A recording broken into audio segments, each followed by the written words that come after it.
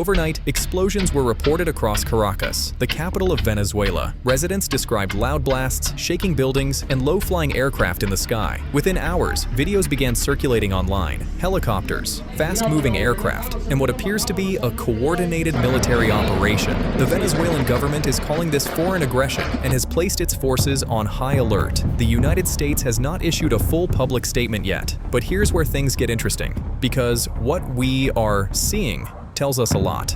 Let's talk about the helicopters. Military helicopters do not operate freely in contested airspace, especially over a capital city.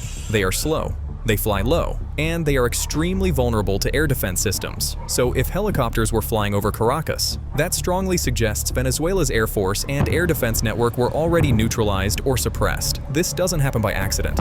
In modern warfare, this usually follows a clear sequence. First, precision strikes, radar sites, surface-to-air missile batteries, air bases.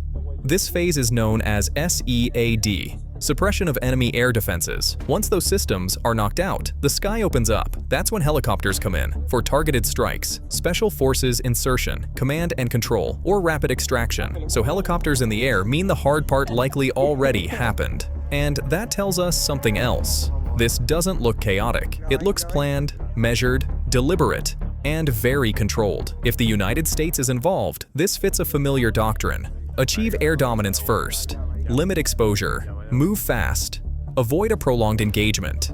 Not a full-scale invasion, more like a precision operation with specific objectives. Now, why Venezuela? For years, Washington has accused the Venezuelan government of enabling drug trafficking, harboring criminal networks, and threatening regional stability. The US position has consistently been framed as security enforcement, not occupation. Critics will call this regime change. Supporters will argue this is about containment, deterrence, and protecting US interests in the Western Hemisphere. Both narratives are now colliding, but here's the key point. The presence of helicopters changes the equation. It suggests that, at least locally, Venezuela no longer controls its own airspace. That is a major military development. Air superiority is everything. Once you lose it, your options collapse fast. That said, we need to be careful.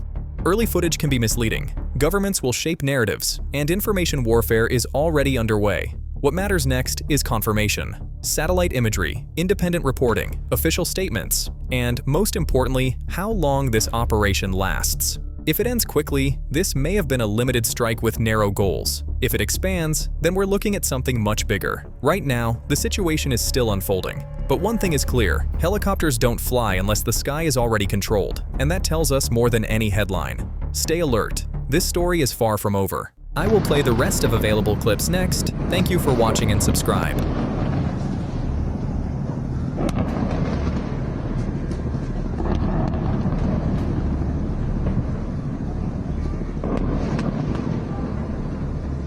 Dios mío.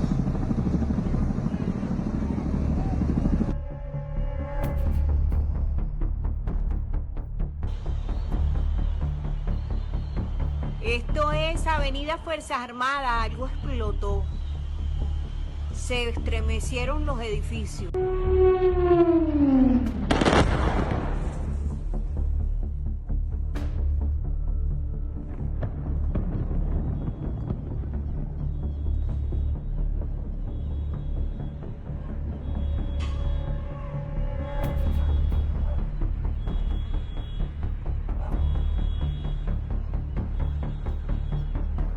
Mierda, what the fuck?